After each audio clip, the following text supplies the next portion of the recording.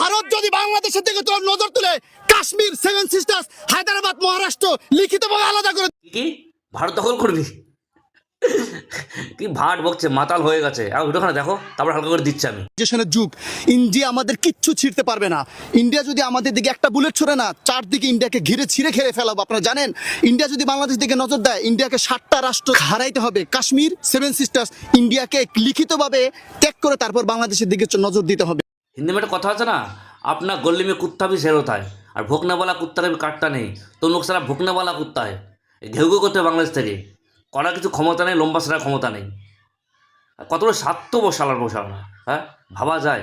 আজকে 71-এ ভারত হেল্প না করে তো বাংলাদেশ তৈরি হতো না, বাংলাদেশ নামে কোনো দেশও থাকতো না। আর কার সাহসে এত বড় কথা বলিস? পাকিস্তান চাচা বাঁচাবে তোদেরকে? আয় না, দুজন মিলে আয় লাগ না ভারতের সঙ্গে। এবার যদি রাখতে হয় পুরো শেষ করে তোর বাংলাদেশকে, কোনো চিহ্ন থাকবে না ম্যাপে আর।